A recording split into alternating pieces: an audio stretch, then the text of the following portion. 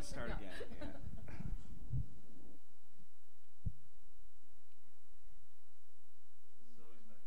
Yeah, just the awkward silence. Just as long as you put a lot of like applause in the after editing, you know? Okay, cool. Hello and welcome to Manitoba Music's MusicWorks. Today we're doing a DIY series on fan engagement and social media strategies. I am joined by Chloe Chafe from Synonym Art, Dan Bennett from Transit 22, and Steve Sladkowski from I guess social media is always one of those tough topics, and it's always changing. Artists are constantly scrambling to find, the newest platform or trying to keep up with the changes. So that's kind of what we're going to be talking about today, and just some useful ways you can use that as tools for your music. So fan engagement, it is different for everybody. And so outside of shows and the music itself, what do you find to be the most useful way to keep people interested day to day? I've been killing myself to do this every day because I just finished. I would do my Instagram. I would have, because it goes 3 photos, 3 photos, 3 photos. So I would have 2 photos on either side of just some random, so you could see just different things of the cities that we play, and then in the middle I do an update on how the show went. And I'm kind of blatantly honest in it. Like, for instance, in my Washington, D.C. one, I kind of talked about how the crowd sucked. And in my Philadelphia one, I talked about how, or in my Toronto one, I talked about how I got bit by bed bugs at the Days Inn, but I still talk very honestly and share the experience with my fans and really just try and make it like a articulation. It's really hard to kind of summarize a whole day on tour, a whole show, but that's what I try and do to make, exactly.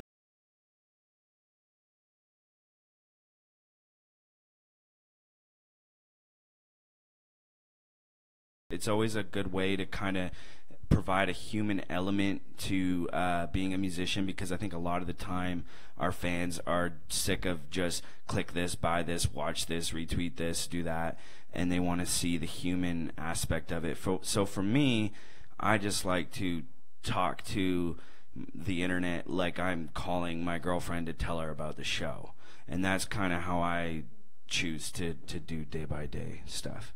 Yeah, I think for us, there's definitely a lot of that. I find Twitter to be kind of the most useful in just sort of a day-to-day interaction, because it is kind of quick and you can thread a conversation and actually answer people's questions and just sort of do that. We try and maintain kind of an irreverent attitude a little bit, just sort of not to take things too seriously. I think it's pretty easy to get lost in sort of like self-importance on social media.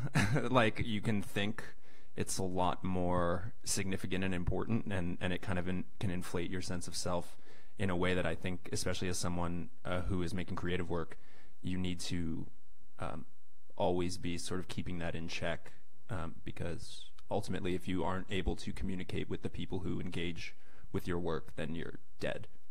That's it. Like,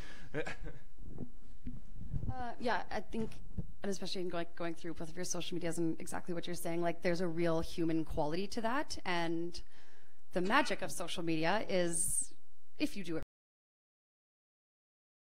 have this human connection with people, even if you're touring across the world, or if you're actually just in your basement, but you're showing whatever you want to show. You're showing the world how you want to be perceived. You have this power. So with us, because we're very visual art based, we do keep our Instagram pretty polished. We work with a team of photographers and videographers all the time for every single event, any even if we're doing a private commission, or if we're just doing like a consultation with a band, we'll often have photographers there documenting that process. So that, you know, yeah, our Instagram is kind of this portfolio of our best selves. What we are really liking is the Insta story. That's a way that we communicate to the world in a way that's just so fast. And, you know, we'll get, let's say we'll get a like of 200, random number, on an Insta post, and, you know, a couple comments. It's great. It's like a really positive thing. But then we'll post an Insta story of us right now sitting on these couches, and we'll get a handful of comments, over 600 views in, you know, 2 hours. Totally. Like, the engagement, as you know, is on what we do on a day-to-day level, and that's how we're really able to have that really personal connection with people. The stuff that you can put on your story it can be a lot less polished than the stuff on your page. And the cool thing I think about all the different answers is that, like, Pup is punk rock, and so they can't talk the same way that I could talk in my updates. It wouldn't be as cool, you know what I mean? And you can't, you have to maintain a certain level of quaint art. Totally. You know what I mean? So basically the whole thing is just figure out what your image is, who you are, and how you want to communicate that through your social media, because the same way that people creep the person that they're about to go into a job interview with, or a girl they're going to go on a date with, that's the same way that fans are creeping you. And so when they look on your page, what are they going to see when they're trying to decide if they're going to follow you or not, right? So yeah, so I guess like that's kind of what I like about the three of you is you all use it in a very different way, and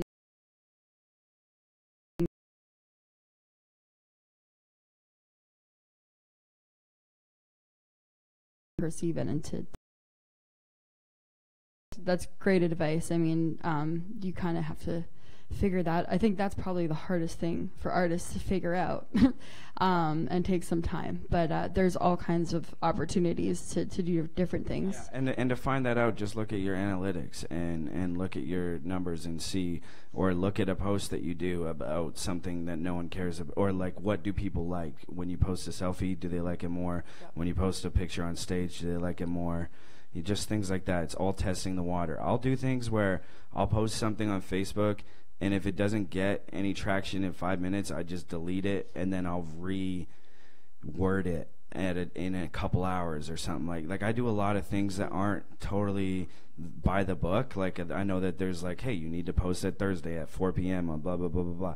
I'll post something that's long-winded, or maybe just not the right photo, and if it doesn't get a couple likes within like 10 minutes, I'm taking it down, and then I'm trying it again with different wording, shorter wording, so it shows up in the feed more, stuff like that. It's all just learning what works for you and your fans. Totally. And I think like even a big part of that too is also if you're kind of starting completely fresh, or even just at a point in your communication process where you're kind of trying to think about what is working, that's not only the likes, you know, or the engagement, but actually how you're wanting to show yourself to the world. That's a really important thing. You know, like, even if you get a lot of likes, or like how people are reacting, it's also how people are coming up to you later in the street and how they're interacting with you. Like, I think it's really important how you're really communicating, like, I got bed bugs, or I got, you know, like, it's like all of these really relate to that, you know? So like, that's a very conscious choice to be that open with the world. Like, that's a very actually vulnerable thing, which is, I think, why people respond. Exactly.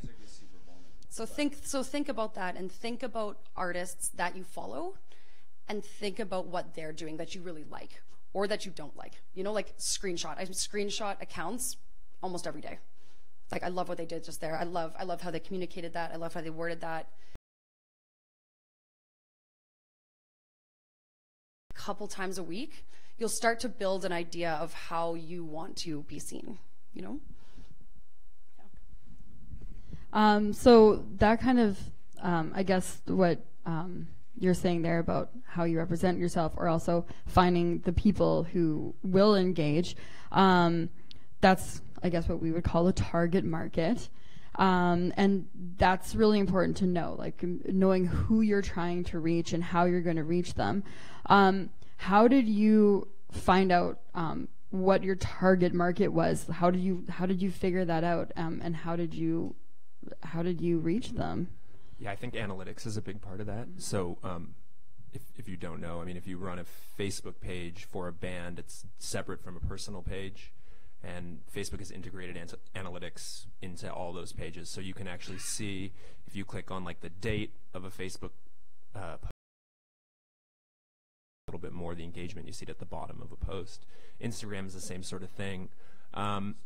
Yeah, and it gives you like a shockingly accurate picture of who is interacting with your page. You know, so we have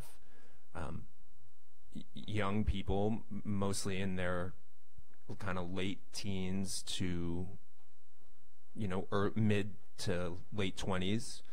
I think it skews a little bit more male, but not as much as you might think, which is really important to me. I think it's really, really important to be engaging women in punk rock, especially, and people who don't identify as either. But I don't think necessarily you need to tailor your posts toward at kind of the end of the day, the people who are engaging with your page are engaging with your page because they like what you do or how you present, and ideally you want to grow that in an organic way. So as much as it is important to be aware of the metrics of your audience, I don't think you should be beholden to that necessarily. Yeah.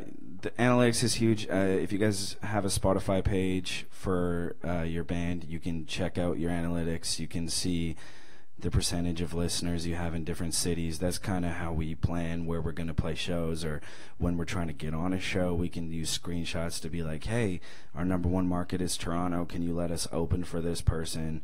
My numbers, I make underground hip-hop music, so my numbers is like 80% male, which sucks. You know what I mean? It's awesome, but then I'm like, women are the tastemakers. It's something that I'm like, so that's something that I'm consciously thinking of, but I'm not curating. I'm not trying to change things like that, but I might think about that the next song I make. I might have that in the back of my head, not totally to like, you know, try and do something completely different, but it's just something that I'm constantly wrestling with, thinking about where these people live, how they consume music. You can compare to other artists to kind of see if it's like that across the board in your genre, or if you're the only one. Like, am I the only underground rapper who has 80% male fans? No, it's just the way that the genre is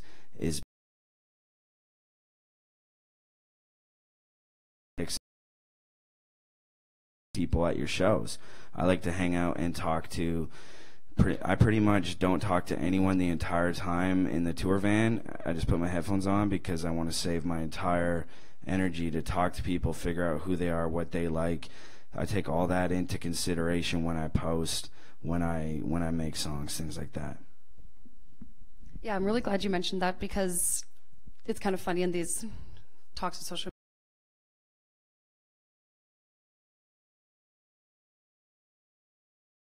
actually being on the ground level and actually having these discussions.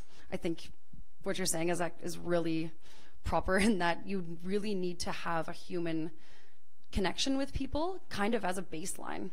Of course, there's acts that are doing really well that are kind of exist in an internet world, and that's really amazing. But definitely the way that we run our shows and our arts organization is very based on human connection. So it's really important to don't be afraid to talk to people about your social media or their social media. Like, it's quite, I remember when kind of like Instagram was just coming out and Facebook, and like, you know, you knew that like that person across the room follows you, but you would never say hi. But now it's like a little bit more common to be like, yo, dude, I follow you on Instagram. Like, your your trip. 69. Yeah, like who knows? I mean, yeah. But yeah, it's it's okay to be like, looks like you had an awesome tour last week. Let's talk about that. Like that's a positive thing, and that's really actually how we really like tailor a lot of our posts, is because we're like, people love when they see us in another city, and they love when we're engaging with other communities and whatever it is, but have those conversations and don't be. Because what I do is I'll meet these people, shake their hand, talk to them at the merch table before I go on stage. Then I go on stage hoping that they like it, meet them after the show. Then I go on and I click search Rivoli.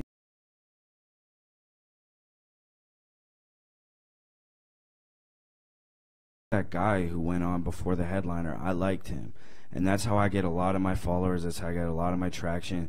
But you have to have the ice break first of meeting people. Otherwise, you're just one of those people who like weirdly likes a lot of Instagram pages for followers. So. And the cool thing, the upside about it, is that you meet people. And honestly, like, I have friends now that I met through Twitter. Or like, there are like fans that we've engaged with. There's like a crew of 2 or 3 dudes who have come to a bunch of different shows kind of in Michigan and kind of around the Great Lakes. And every time they come, we essentially take the same picture. But what they've started doing is taking that picture from the previous gig, getting it printed at like a Walmart, and then they bring that photo and we take a photo with that photo. So they're just slowly doing a photo in a photo. And it's like, it's goofy. It's totally goofy, but like, I mean, look, I'm talking about it now. It goes both ways. Like, as much as it is people kind of wanting to meet the people they see on stage, it's really important to humanize yourself as a creator. You don't want to just have the screen as the and what you do. Like, there needs to be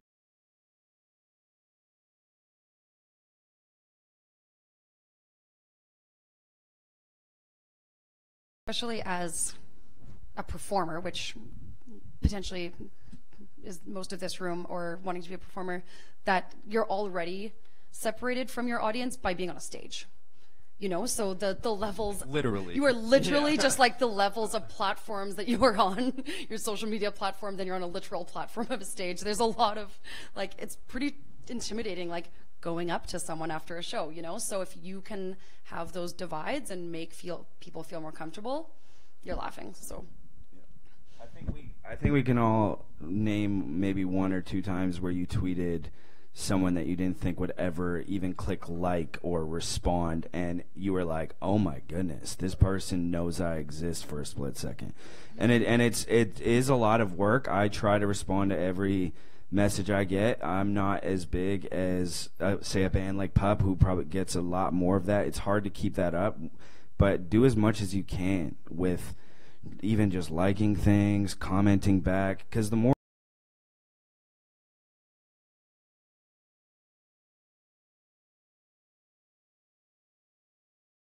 my first time. Now that's another comment, and not only is it another comment for them to feel important, it's another comment to boost you up in the social media field, because there's more interaction happening on that post. So that's awesome advice. I was gonna ask, and you kind of, what are some things that you do to get people to follow you on social media? Because a lot of people, they're drinking or whatever, and they really like your music, and they're like, yeah, I'm totally going to follow you, and then they go home and forget. But what are some ways to ensure that those people who have seen you, like beyond, I mean, talking to them is super important, but are there any other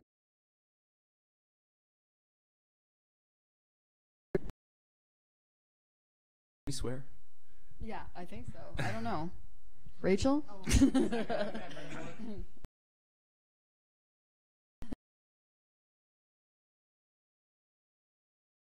But like, people are going to want to share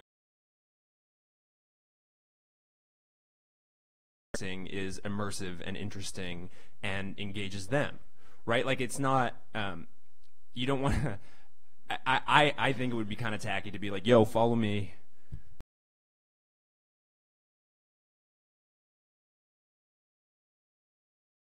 Taken that and like blown it up into some weird sort of like performance art thing, where then the internet kind of and that's a whole other thing. But like, in terms of like as a band, like if you have your shit together as a live band and you're putting out music that you believe in, that is what's going to translate, and that's what's going to make people want to follow you on social media and make your performances and everything worth sharing.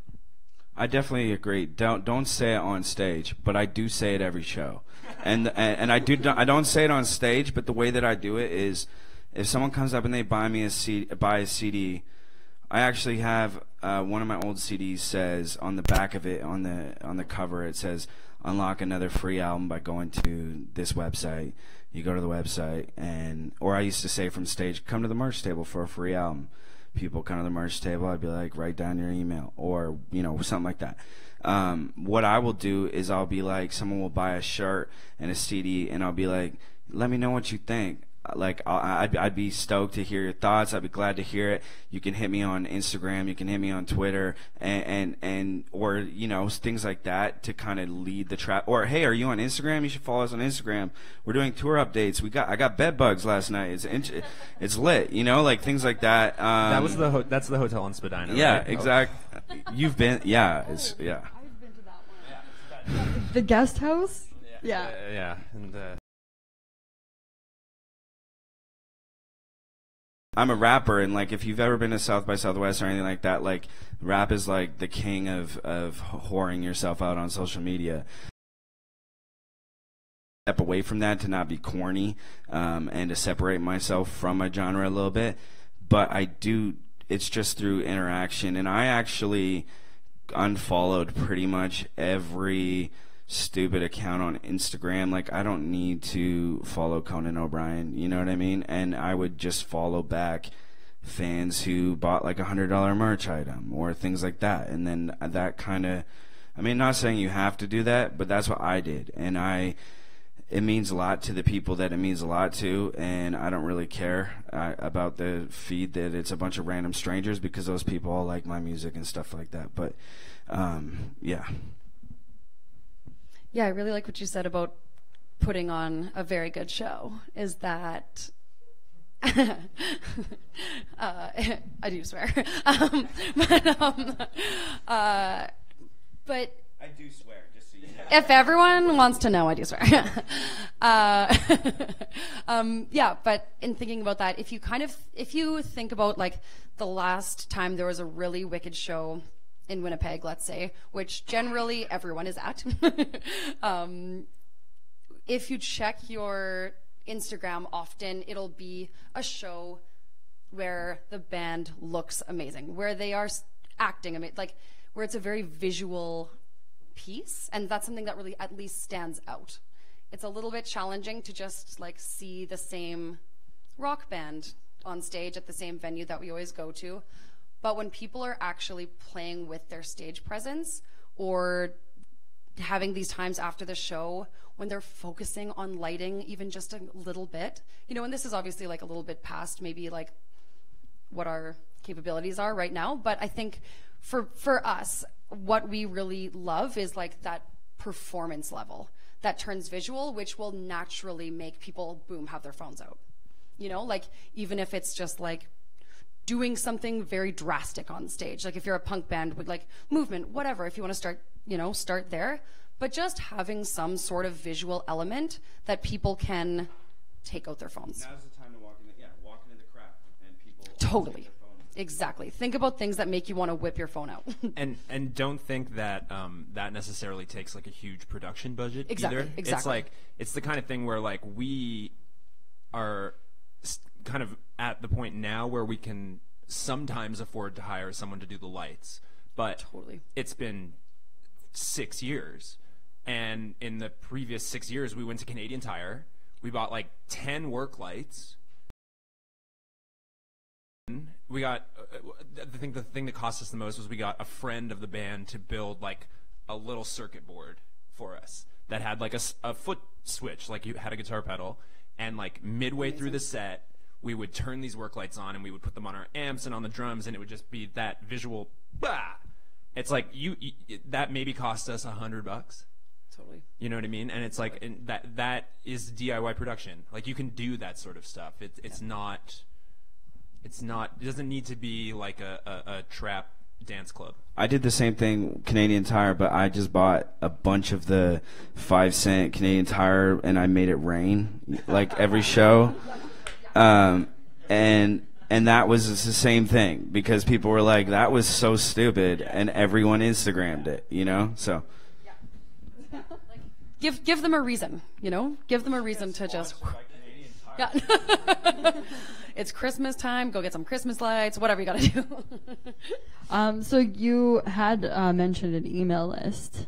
How important is it to get fans to subscribe to an email list?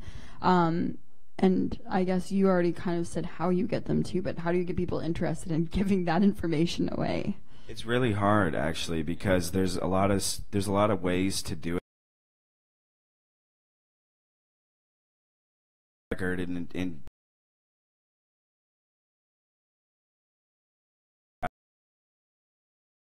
and then you get booted off MailChimp because you've had too many people unsubscribe or whatever. I use a site called Constant Contact.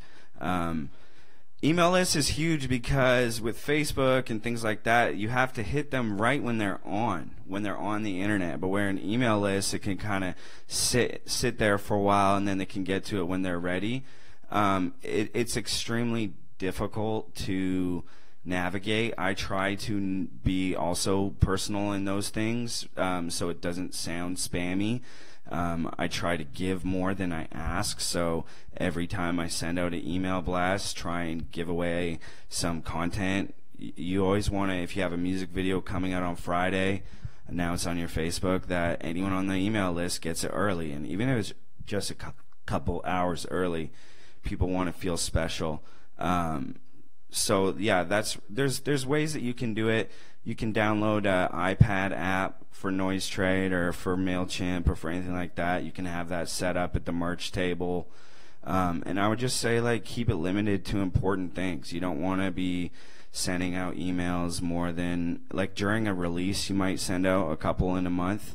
But that's really the max that I would do, because otherwise people just unsubscribe from that. But yeah, I pretty much agree. I mean, and think about, again, yourself as a consumer and what you're wanting and what you're actually using. Like me as a consumer, my Gmail bumps all MailChimp things into the junk folder.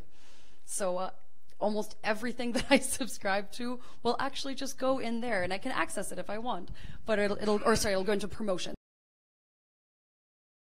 A lot of our newsletters that I subscribe to are actually not even being funneled into a notification. 10% click rate, yeah, so we honestly don't spend tons of time on email lists, but I think that's, again, part of our target audience isn't necessarily accessing full-time emails. Yeah. But I would say kind of the same for us, but yeah. I have like a separate email account.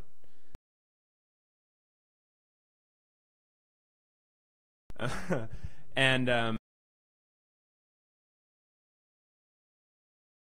not even for St. Vincent.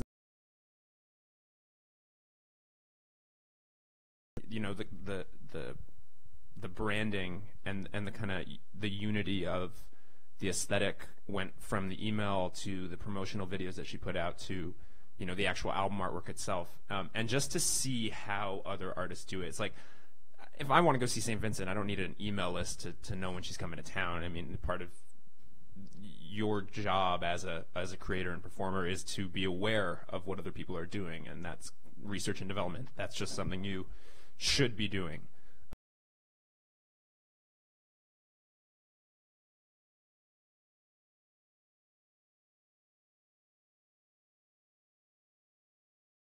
who was it that did that?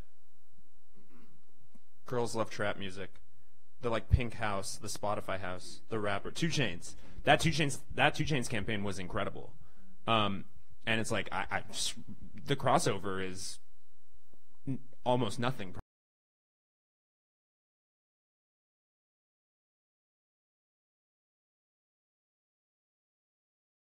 Because you'll spend so long getting these contacts into your email list, and you'll only really have maybe a 10 to 20% click rate, but that's still 10 to 20% click rate that you don't have to pay for a boost. And it's a different demographic. It might be more geared towards people who are bored in their office.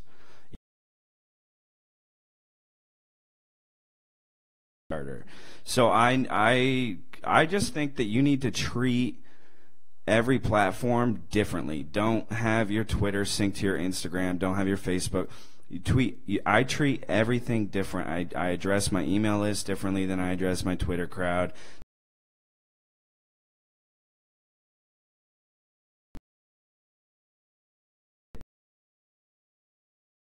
And be like, come on, man, we went to elementary school together, you know? But yeah. With the Twitter thing, I know that some people have in their mind that, you know, Twitter's on its way out, or it doesn't matter anymore.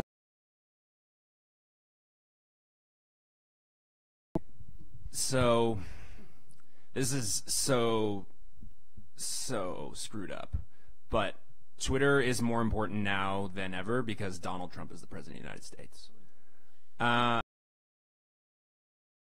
It's insane to say out loud that a social media platform was saved by a bigot, but essentially Twitter was dying, and the Trump presidency, now Twitter makes it's weird that Twitter is relevant again because of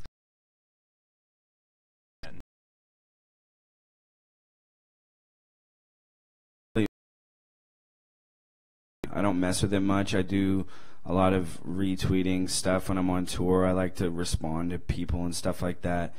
I'm not as active on it as I should be. I focus more on Facebook, Instagram, YouTube, Spotify. But that's just kind of because I've never really did it. And it is hard when you're like trying to write music and live a life and manage all of them. But yeah, I do agree. Twitter is very relevant right now, and that's something that I'm like, yo, I really need to stop just pressing retweet. I should probably do some content on it. But it's hard for me because I don't want to just copy and paste it. So I really just use Twitter for ranting about random shit, kind of like Trump. It's another kind of give another glimpse into your life. It's like a behind the scenes thing. If someone already follows you on all of the outlets, it gives an extra, for me personally. But I don't have that many followers on Twitter compared to some of my other platforms, so it's never really been something that I've used like crazy, but it is definitely important. Yeah, definitely is another reference point. Exactly, that's someone in an audience that you really had, you know, that maybe like you're accessing. I find it's very like business oriented. Lots of arts organizations or music organizations, like the entire government uses it, like Manitoba, Winnipeg, all the government, everyone is using it as an information resource, thus you should be on it.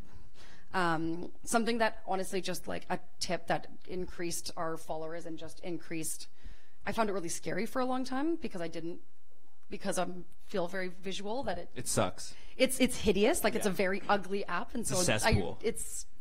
So what really changed is putting the app on my phone and like maybe a couple minutes a day, just like flip through it, retweet something.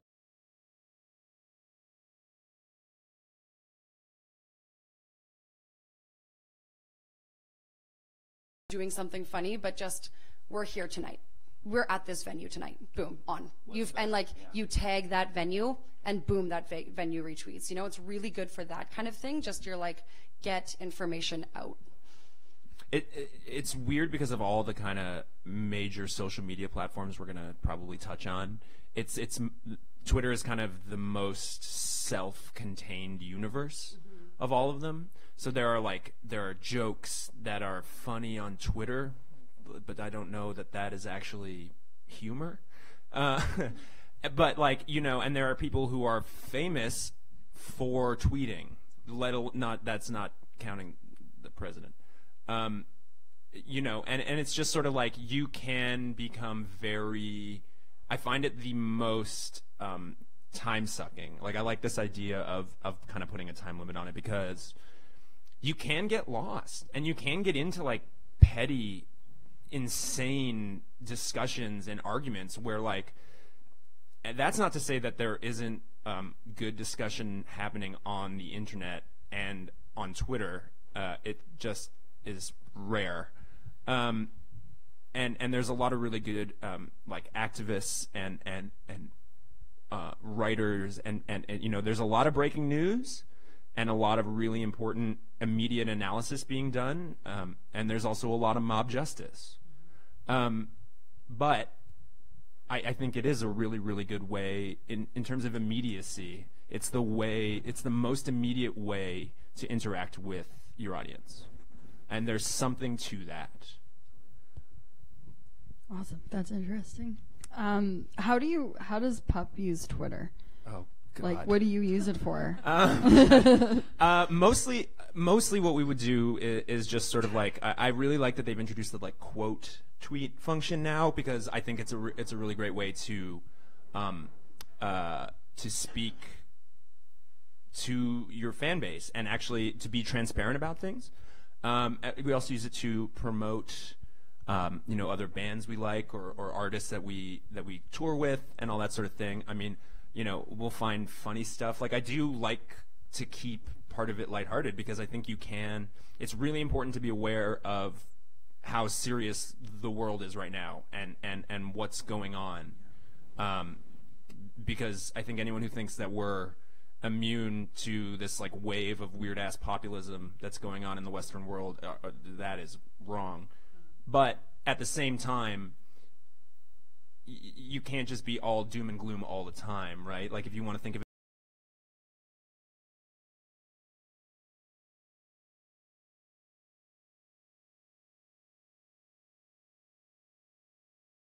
going on in their lives, and sometimes it's as important to kind of be funny and sort of off the cuff with them, or to share things that are funny, as it is to kind of be serious. But I think Twitter allows you to do both. Yeah, exactly. If there's a million stressful things on Twitter, they might be more attracted to yours if you're like, hey, what's the best burrito spot in Toronto? And then 3 people respond to you because it's an open question it's super easy to say, something super quick. What do you guys think about the new or make a comment about SNL, or if you're watching the football game, write about that, because your fans want to see how you feel about stuff that isn't just your music, and then you can sprinkle in the next tweet about your music, right? So I try and make a balance between talking about stuff that isn't about my music, and then bam, sprinkle in a link the next 2 tweets later. So. Other thing that's really important for us in Twitter is that it's really good for community. Often your friends will be like, hey man, can you co-pro my show? And it's like, well, yeah, but we have a show too, So to take up space on your Instagram or your Facebook, which, often we're taking up a decent amount of energy, curating that slot, or, even especially if you have an Instagram like yours where it's you have sections of 3, to throw your buddy's poster in, it's a little bit, I don't know.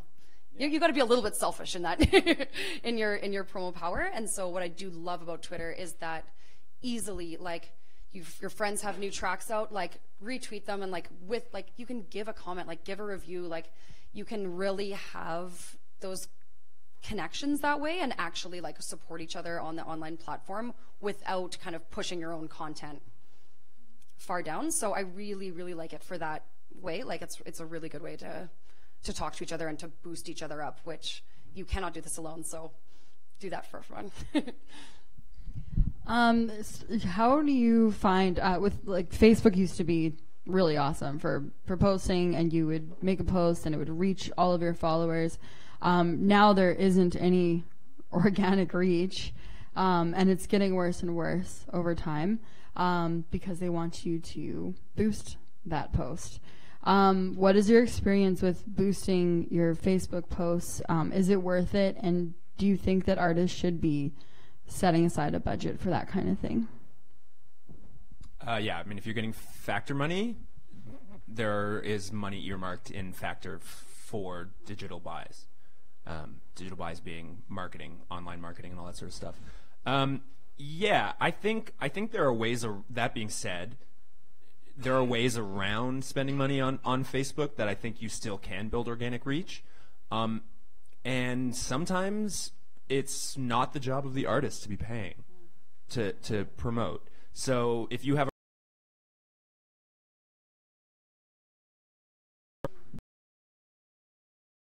not the artist's job to promote. It's the artist's job to promote to a point, but a promoter, it's in the job title, right? So, like, you know, and the other thing too is like Facebook has, it's all algorithms, right? That's what drives things to the top of the news feed. So, for instance, one of Facebook's main competitors is Alphabet. Alphabet is the parent company of Google. Google owns YouTube.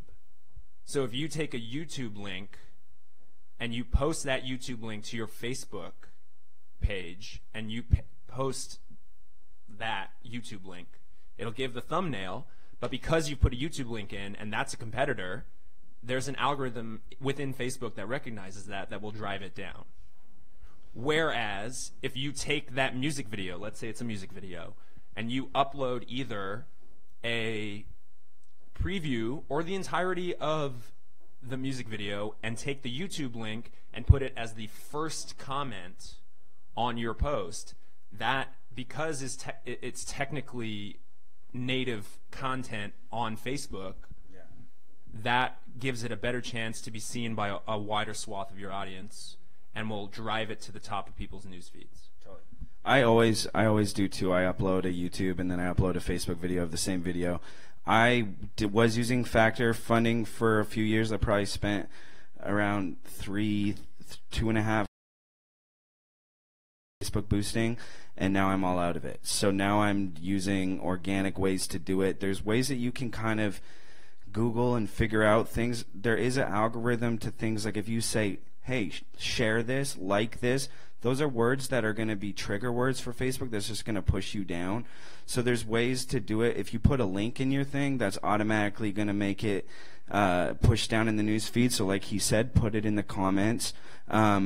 Doing things like responding to people will drive it forward as well. It's just things that we have to constantly research and see what works for you and see how you can do it. I also use my personal page a bit differently, and that also helps with that as well. But yeah, Facebook is a monster, and it's just constantly, like every 6 months or whatever, there's like an article that comes out on some website talking about the algorithm and stuff like that, just learning things not to say and not to do. It's all readily available.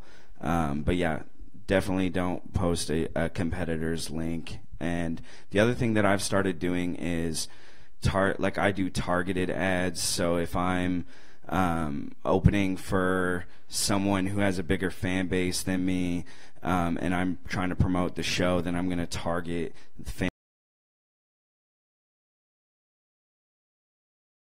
get a lot more interaction that way. Like this last tour that I did, I was opening for this guy named POS, and he has a bigger fan base than me, and he's in the States. So I had a song with him, so I just targeted all these people, spent money on that, and then got a bunch of interaction through that, because you can really narrow down whoever you want to see your post. Yeah. So if you go into your boost post or whatever, you can click on your audience, which would just send it to your audience, or you can go custom audience, and in that you can put things You can put age groups, demographics, cities, different locations. You can also put interests. So say you think that, hey, I'm a young punk band and I think that fans of Pup would really like my stuff. Okay, well then you can actually target Pups. So then whenever someone goes on, they will see. That's why all the time you see these ads and you're like, well, how do they know? How do they know that, how do they know I like muffins so much? It's because you like some muffin page, or you interacted with some muffin page 2 years ago, and Facebook has it out. It's creepy, trust me, it's creepy, but use that creepiness to your advantage. Yeah. Yeah. Yeah, I mean, it's the kind of thing where, the more now that we are working in places outside of North America, where it's kind of pretty easy to navigate time zones, it's like, if there's a 10 a.m. announce in the UK, that's 5 in the morning in Toronto. No way. So use the scheduling.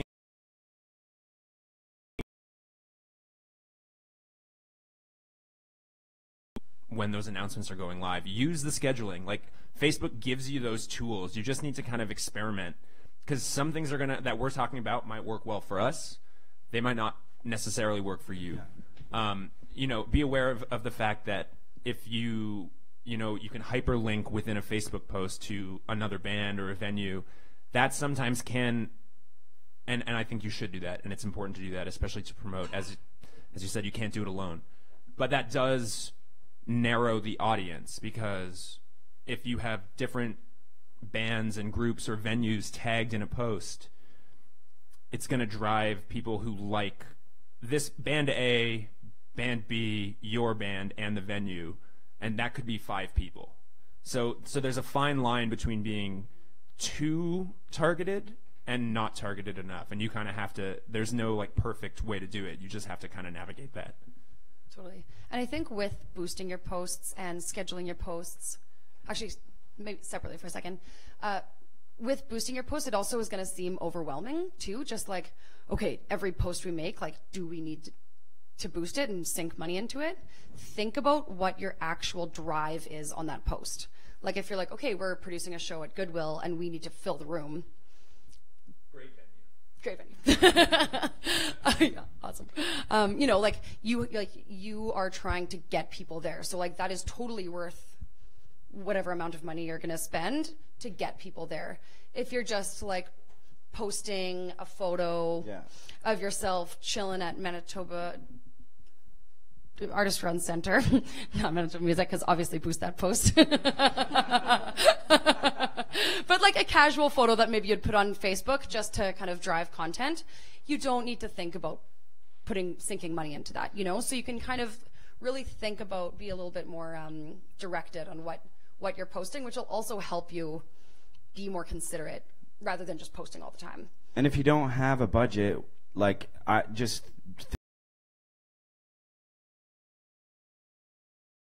had this one page post. It was sitting at nothing because it wasn't boosted and no one was interacting with it. And I'm a firm believer in guerrilla marketing, so I messaged like 10 of my friends to go comment, and a lot of them just like put emojis and stuff like that. I'm not like, it sounds weird to say stuff like that, but there's ways to do things like that that can drive a little bit of traffic. Also do things that are like questions and make people want to interact with it, not just this is what I'm doing, this is who I am. Be like, what's your guys' favorite song off the album? And then they respond with this title, and then you say, yeah, that was actually a crazy song, it happened blah blah blah blah blah, have you ever blah blah blah. There's just so many ways where you don't need money, you just need a little bit of creativity to, and money obviously helps, but like right now I'm out of Factor money and I'm spoiled, so I've been using Factor money for the last couple of years, and so I'm not going to boost it, so I'm just doing a lot of like guerrilla.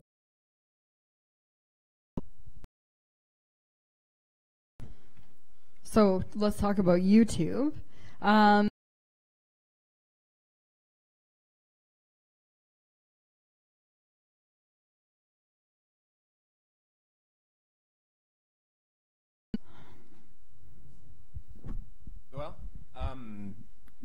For us, kind of not really. That's not to say that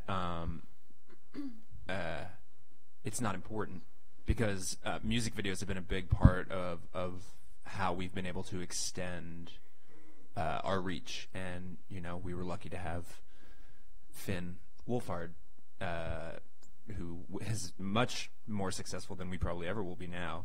But at the time, you know, he was an actor, and YouTube allows for video to become another facet for which to build a narrative about your creative project and to work with people. You know, you talk about blending art and music. I mean, music videos are, and video content is one of the top ways that you can do that. And not to mention the fact that you can monetize.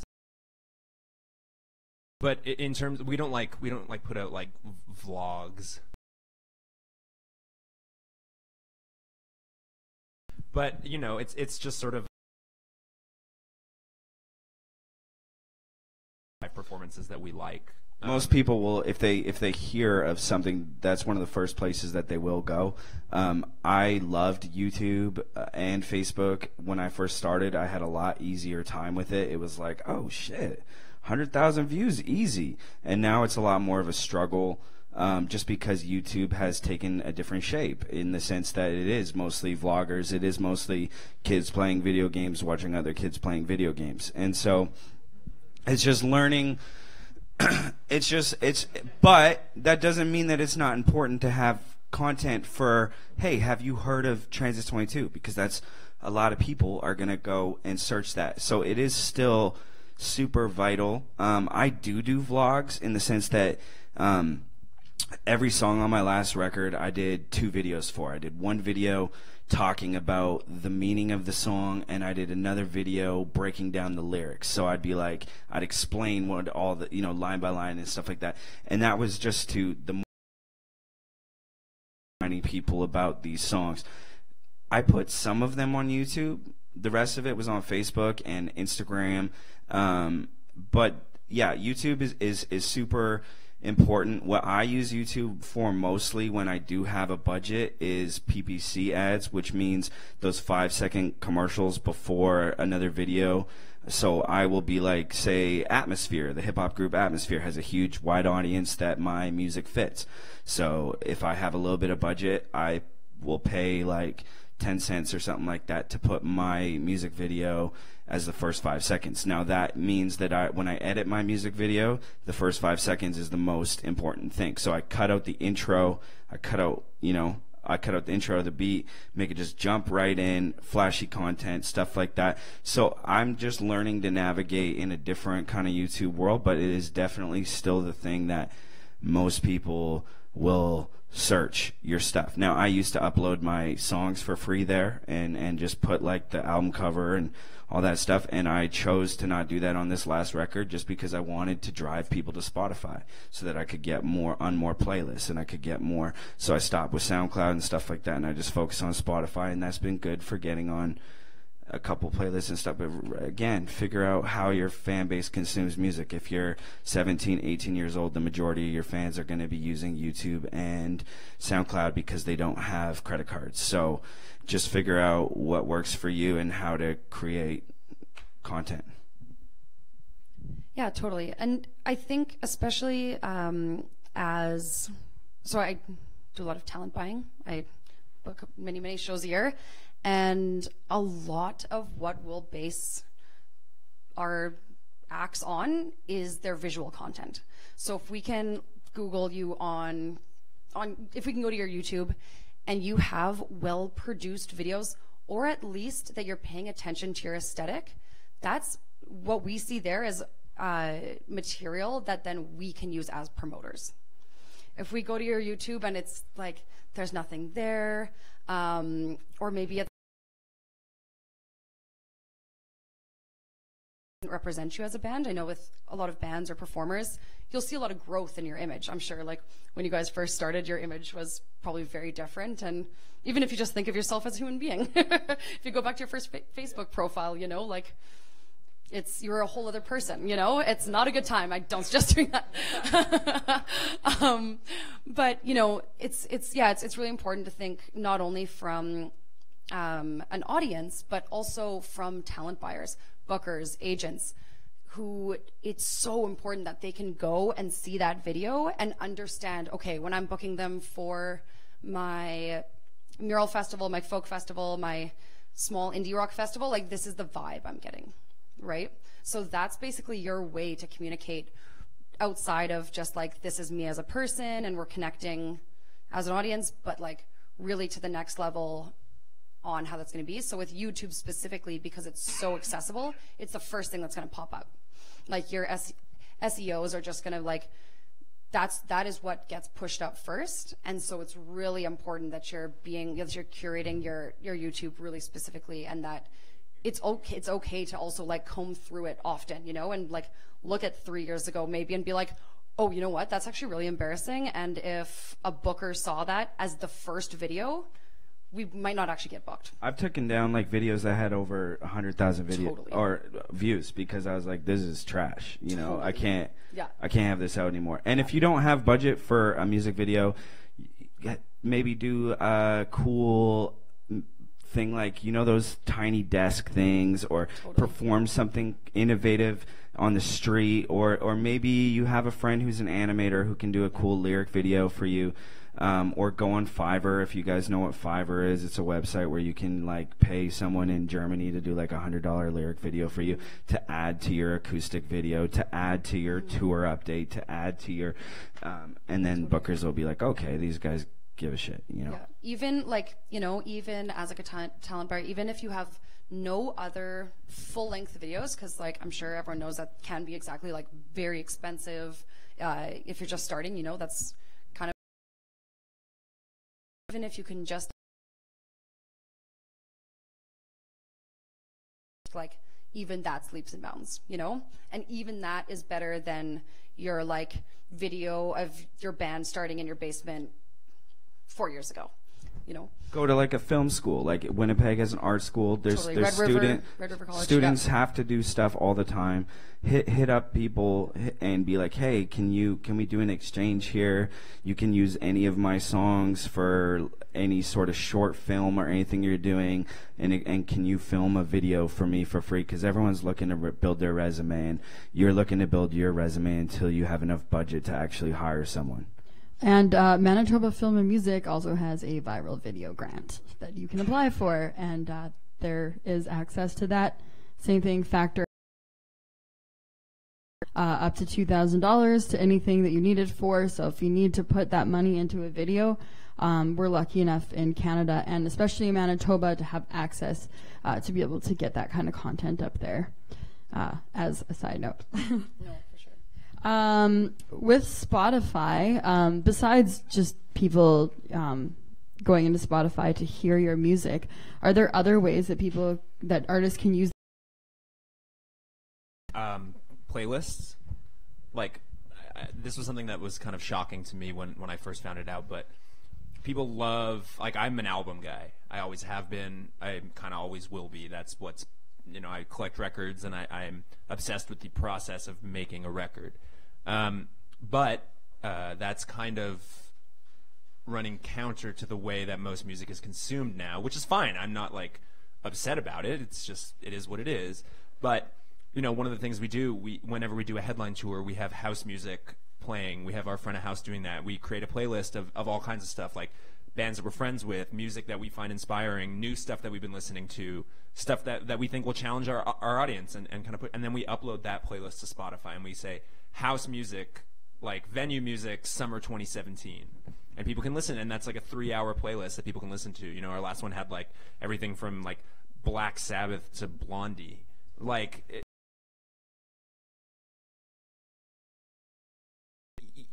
people, like, you know, guitar players want to know what sort of stuff I listen to, so I'll do a playlist that has some of my favorite guitar players. And there's ways in which the people who subscribe to your Spotify page can kind of get to know the band and the individuals within the band through playlisting.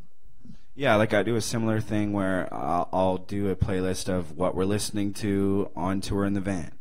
you know, and each member can maybe add a couple songs. And you're like, dude, really? Did you really add that song? You know, and that is huge. I also do a strictly indie rap playlist, and it only has a handful of followers, but it's because there was a need for it where there wasn't an already popular indie rap playlist. So I'm working on building that, hopefully to a level where it gets, you know, a couple thousand subscribers, and then I can is that if you are where you can list your concerts, it'll show up on your Spotify page. So people, if you're in Edmonton and you're looking at Transit 22, you'll see, oh, he's coming here next week. And there's also, Spotify's about to roll out, they're doing it in beta stage right now. For some artists you can. They're about to roll out merch as well, where you can also buy merch through Spotify as well. So yeah, that's huge, is just being able to show the human side again through your page as well. Because if you, once you're a verified Spotify artist, which I don't know if you guys know that you used to have 250 followers.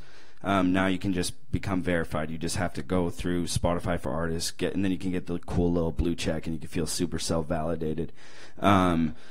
And once you do that, the playlists on your phone, on your personal Spotify, will show up on your account, unless you make them private, because you don't want like your workout playlist or your sleep playlist or anything like that showing up there. But then that's another.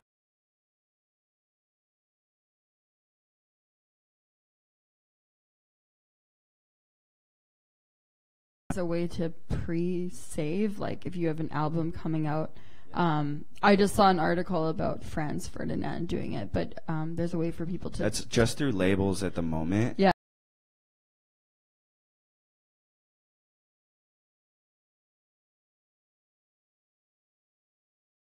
Haven't covered yet. Oh, what are your thoughts on using Snapchat for fan engagement? I don't use it for really anything except for funny stuff, just to show my personality outside.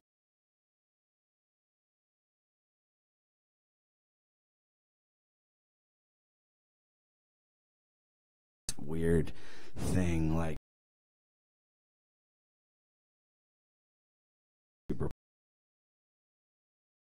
with there's no links on it, there's no everything. Click this link, check out my band, do this, do that. And so they just like lit off. Hard to want to Snapchat it, but just it gives people an added thing for them to. You guys, like last week, like Joey ate that stale pizza, what was that like? You know, like, so yeah. Yeah, I guess we don't use it tons, especially now, ever since Instagram included the Insta story. It's all in one app. And so for us to spend, it's really important to also think about your capacity and how much time and resources you do have. So for us, it was kind of our Instagram, Twitter and Facebook followers, or add on a whole other app. But once Instagram added that whole feature, it kind of knocked Snapchat off the table. And I know that that's happened kind of across the board. Absolutely. It for sure is still like point.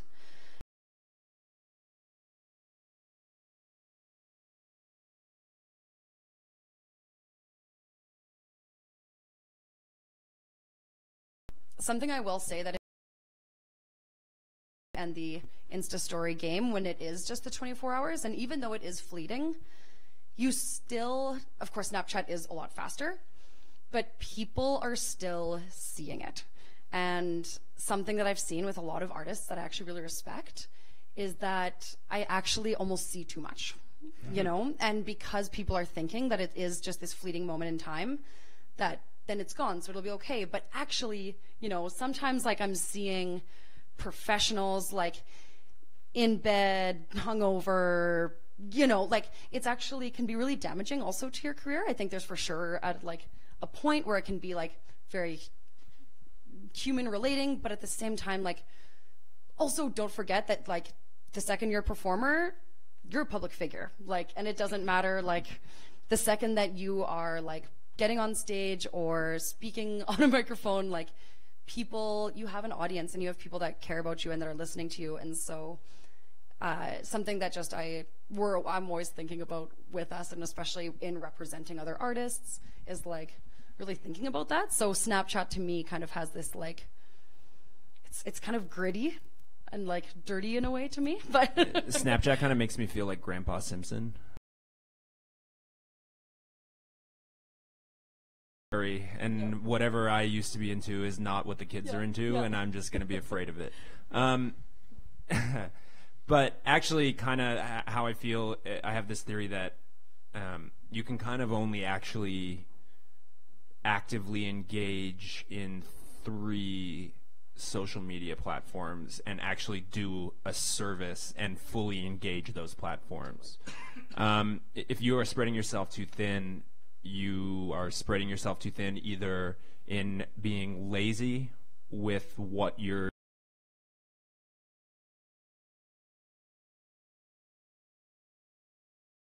that your creative work is going to do on the internet won't mean shit.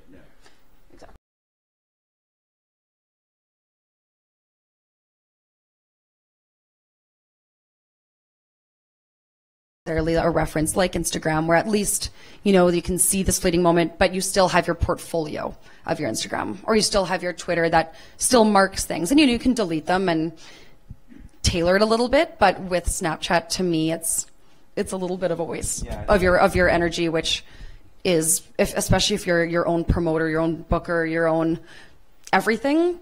Yeah, it's and again, it all comes back to find out who you are, who your demographic is, how old, because like a lot of the young rap kids because I work at a hip hop mentorship program, Snapchat is it for them. When Instagram was out and Snapchat, or when Snapchat was out, young kids are obsessed with Snapchat. So if you're a young kid and your fans are young kids, look at a way to use it. But yeah, it's definitely not like it's not really important unless that is your fan base. Totally. But it is not mine. Yeah. I mean, like, I flew here from Toronto today, and I was at the back of the plane. And in front of me, in the like 5 rows in front of me, was like a teenage, like all girls soccer team, like a traveling girls soccer team, and they were talking about Snapchat, and I was like, God damn, like I'm old. I'm not even that old, but it just made me feel, you know, and it's about recognition. It's like for them, like they're like talking about Snapchat. That is a thing. I'm afraid of that world, as I said. I'll take the Grandpa Simpson defense on this one. Yeah, but you got to know. You have to recognize where those people are. We're coming close to the end here, so I just want to open it up for questions. Does anyone have... Yes? Okay, I'm going to repeat that so that people streaming can hear. So it's how do you make an ad on other people's YouTube videos? Okay, so it's called Google PPC, so pay per click. So if you have a Google account, your Gmail, your YouTube, and all that stuff, it's in that. So it's Google AdWords, and what you do is you go and you create a campaign, and you name the campaign Awesome New Music Video. And then it will say, there's a lot of things where it'll say how much per day you want to spend. So the cool thing about it is that it counts as YouTube views. So if back in the day people used to buy fake views on eBay and shit like that, it's not that. It's not fake. It's not going to get your account closed down. You're basically just an advertiser through Google. So then what you'll do is you'll make this thing, you'll narrow it down to the audience that you want. You copy and paste links of other videos that you would like it to go in front of.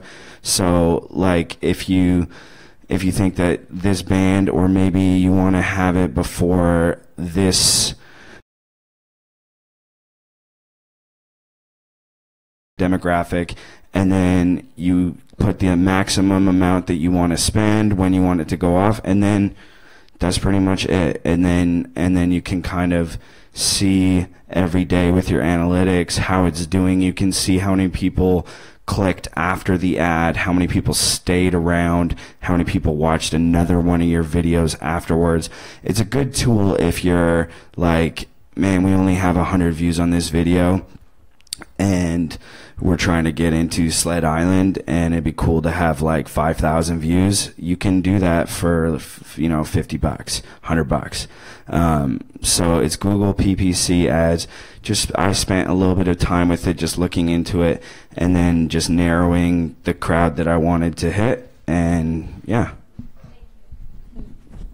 Are there any other questions? Wow. Oh, yes.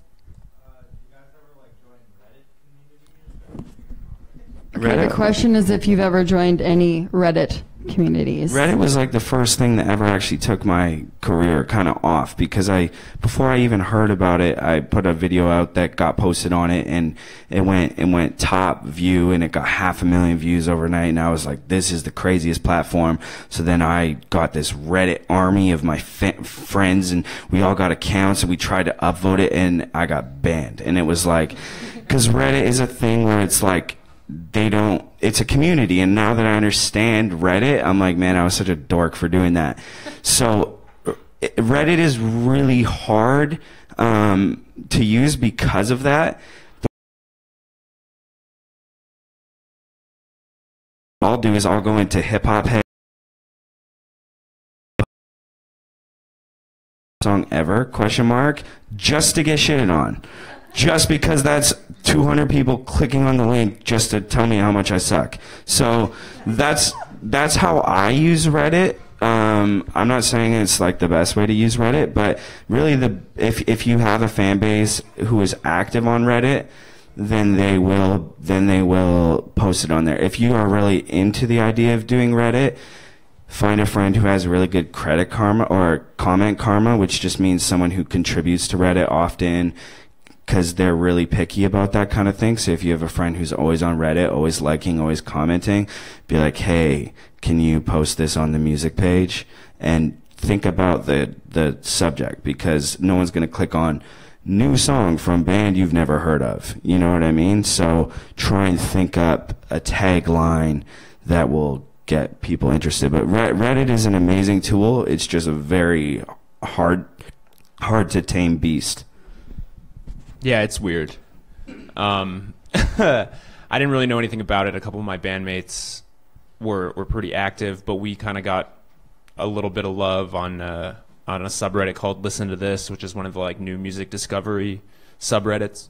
And we were kind of up like on the front page of that subreddit, which has like hundreds of thousands of subscribers. And that was like, holy crap. This is weird and serious. And now and again, it wasn't something that any of us started. Like we have our own subreddit, and there are, a couple of thousand people there who, we were sitting in a hotel once on an off day, like drinking, and just did an AMA, which is an Ask Me Anything for those of you who don't know. And we sat for a couple of hours, and fans just like peppered us with questions. And we weren't doing anything. We were like watching Indiana Jones and drinking shitty beer. So it's like, we have time. Like it's cool, and and it's another way in which engagement and all that sort of stuff works. But it's a weird place. Yeah, AMAs are amazing, but you need to have like enough fans to, if I did it, I'd just be like, is anyone gonna ask me anything? Pop has been doing really well and things like that. So Reddit is great. It's so hard to count on, but there is ways that you can get 1,000 views by saying some outlandish stuff on it. I have found in my own experience. But Yes, at the back. You grew up in Calgary. What turned you on to hip hop? Like, what made you fall in love with hip hop? I mean, it was just, for me, it was just something that I felt. I actually grew up in Victoria. I live in Calgary now, but I grew up in a very musical family, and everyone played instruments except for me. And I always hated music. I quit every instrument I ever played, and I just loved poetry. I loved self-expression, and it just became something that helped me. Whenever I was, an angry ADHD kid, I would just go and use my journal and stuff. And then I just started doing shows around my high school and renting out the theater at lunchtime and doing $2 admission and stuff like that. And then after that, after I started making a little bit of money off rap, I was like, I never want to do anything else. Any more questions? Yes, Holly?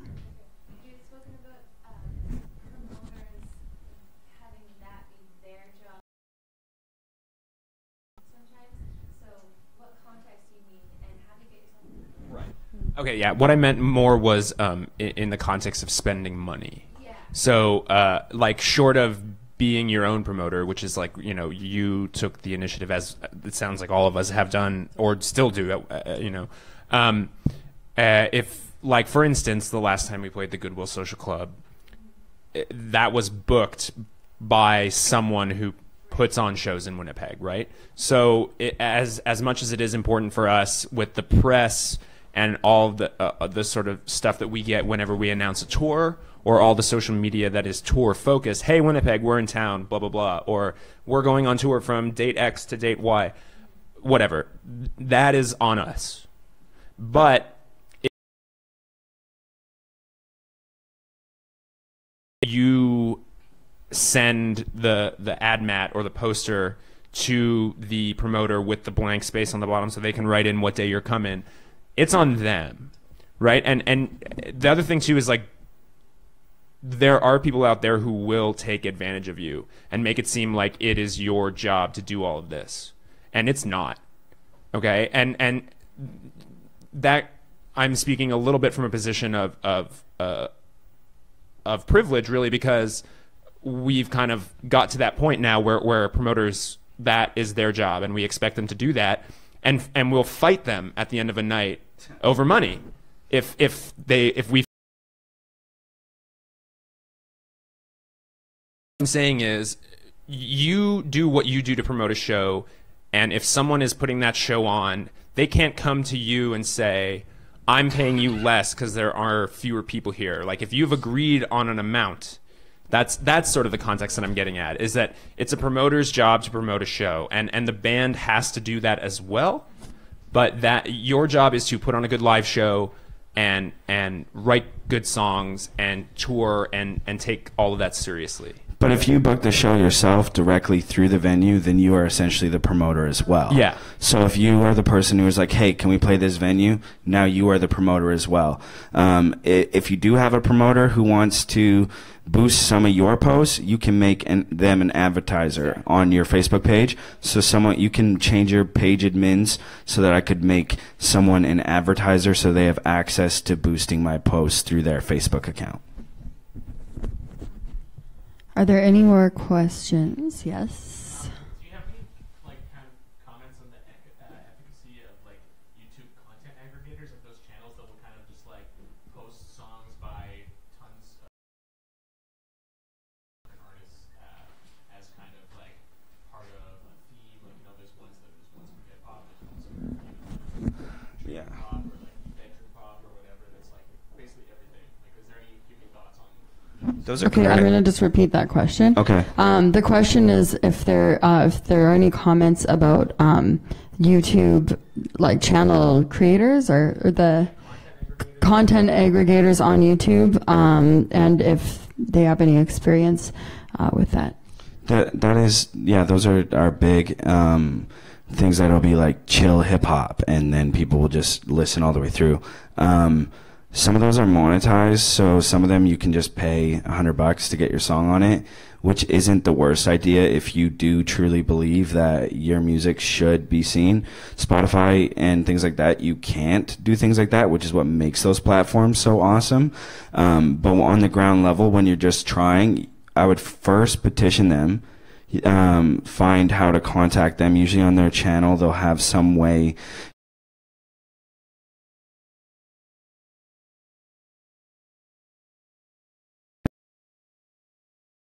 post your song for $100, then make sure that it's at a time when it makes sense to do that, when you maybe, okay, well, we do have an album coming out, so maybe it is worth it.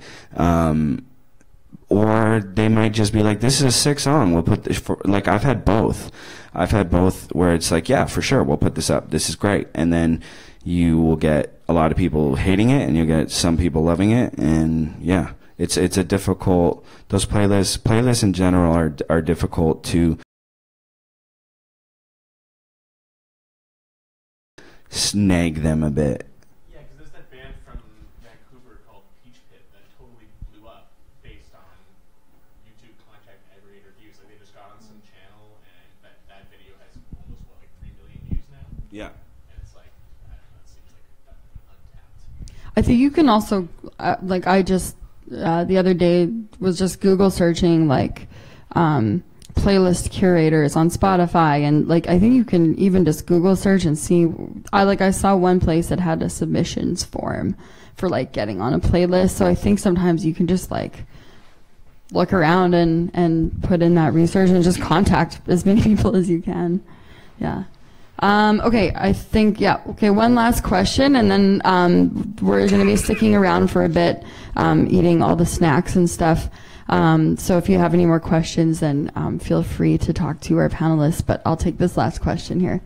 So you have a release coming out, whether it's a single or EP, maybe an album. How early do you start promoting that, kind of like advertising, getting the word out there about this release? And what do you normally use? Would that be Google Ads and Facebook Ads, or both together? How much time in advance do you plan? Okay, so the question is, if you have a release, whether it's an album or an EP, how far in advance would you use these social media platforms to start promoting that release? Yeah, I mean, it all depends. There are people who would say give very little advance warning and go for it. And I mean, you see megastars do that, but I think there are a lot of people who make independent work that do that very well. You don't have to be Beyonce to just kind of drop something. You could be working with a label. If you're working with a label, they might have someone at the label who's going to give you that strategy. What I would say is, if you have, it's really about budgeting. So if you're doing this independently, you maybe have a finite amount of money that you can spend on whatever this is, and maybe to do buys. I mean, we found the most useful way to do it is to see what happens organically, and then you can bump it. So if we'll put something out on Facebook a week after it's been out, say we put our last record out, a week after we'll run the ad. Or, on Instagram on the day of the release, there's like a small clip with whatever the single or one of the strongest track from the EP, and there's a 15-second clip of that. Yeah. For me, like, I struggle with this too, because it used to be something where we used to have to warn people, hey, look out for this album, save up your allowance for this album is coming out.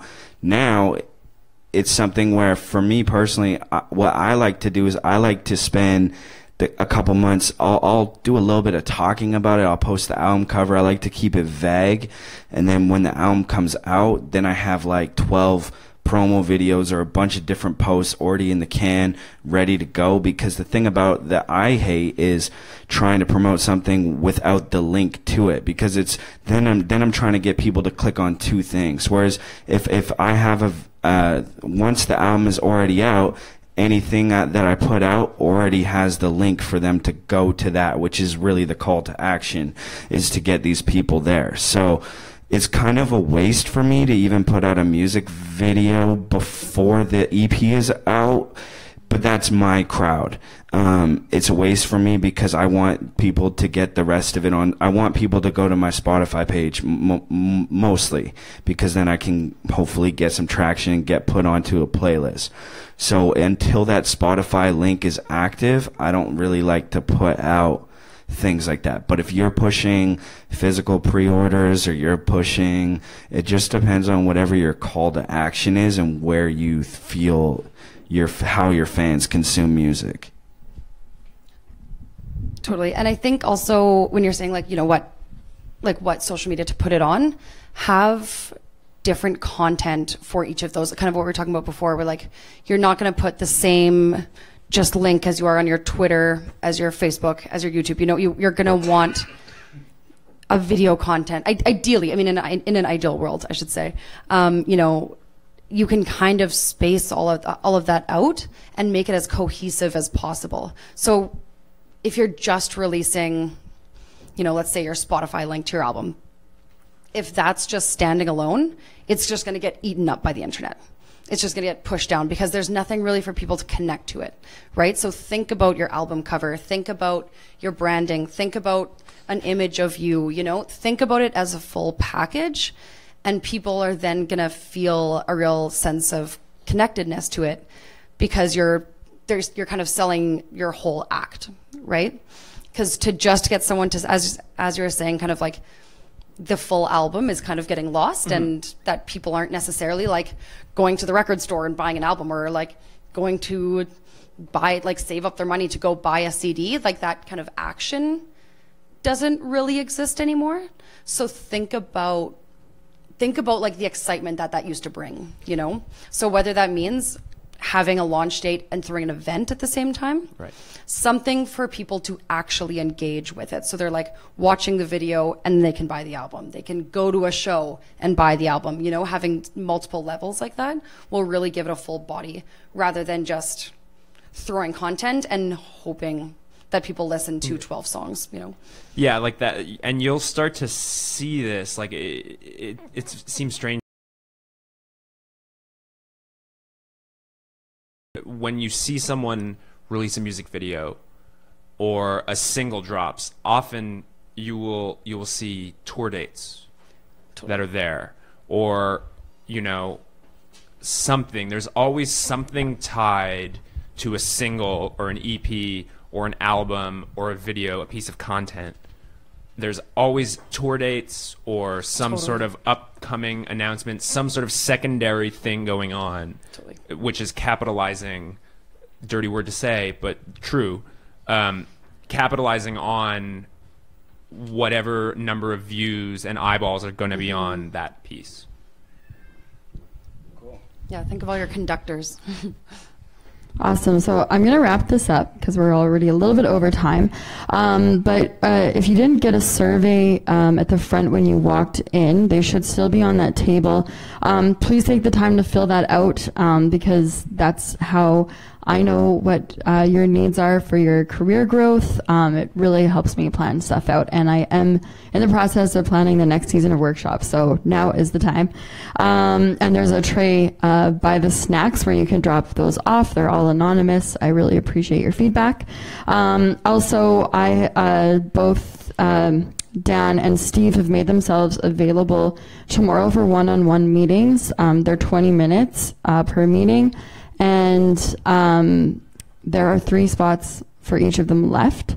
So if you would like to come chat with them and maybe pick their brain a little bit more with relevance to your own project, feel free to come see me after and sign up for those.